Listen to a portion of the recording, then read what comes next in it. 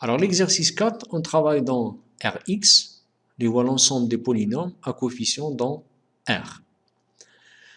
Alors, on a K un réel quelconque, et ils ont défini EK, voit l'ensemble des polynômes P, qui vérifie que x moins k divise P.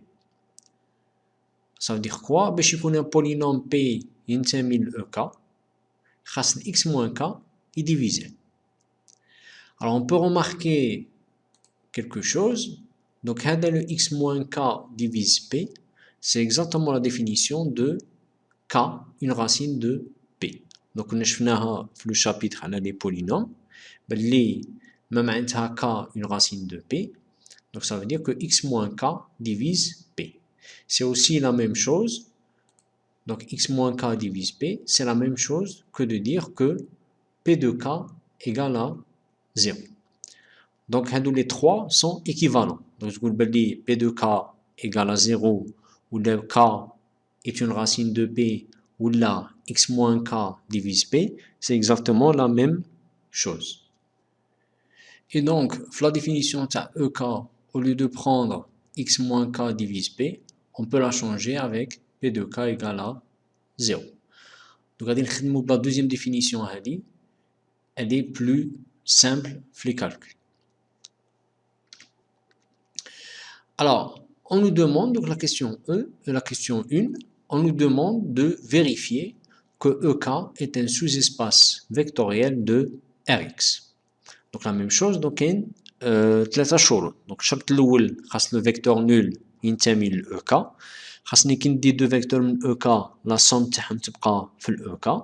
وخاصني كي ندي un vecteur de EK وندربه في un nombre lambda يبقى في ال EK. Alors donc on commence par montrer que le vecteur nul تاع Rx ينتمي ل EK. Alors شفناها في الكور شكون هو le vecteur nul تاع l'espace des polynômes.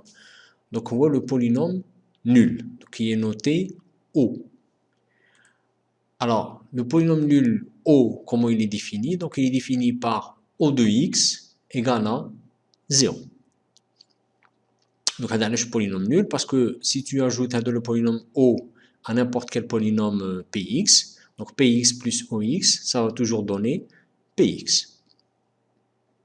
Et donc la question, c'est pourquoi O, le polynôme nul, ينتمي ل EK. Donc حنا رانا شايفين باللي O de x égale à 0. Ça veut dire que si je remplace x par k, je vais avoir O de k égale à 0. Donc O يحقق التعريف تاع EK. Donc عندي O de k égale à 0. Et ça veut dire que O appartient à EK. Alors maintenant, deux vecteurs EK. Donc on va prendre P et Q, deux polynômes de EK. وخاصنا نشوفوا est-ce que la somme P plus Q تنتمي ل EK. Alors puisque P ينتمي ل EK, donc يحقق التعريف تاع EK. Donc ça veut dire que P de K égale à 0. La même chose pour Q. Donc Q تنتمي ل EK, معناتها Q de K égale à 0. Alors si on fait la somme تاع deux zouj, ça va me donner que PK plus QK égale à 0. Maintenant on voit que PK plus QK c'est exactement P plus Q de K. Et donc P plus Q de K est égal à 0. Donc P plus Q يحقق المعادلة تاع EK. Et donc ça veut dire que P plus Q appartient à EK. Alors maintenant, prenons la troisième condition. Donc, on dit lambda dans R et P dans EK. On va voir est-ce que lambda P ينتمي l'EK. Alors, puisque P ينتمي l'EK, donc il يحقق التعريف تاع EK. Donc, ça veut dire que P de K égale à 0. Maintenant, si je multiplie les deux côtés par lambda, je vais avoir lambda PK égale à lambda fois 0, il y a 0. Et donc, lambda P de K égale à 0.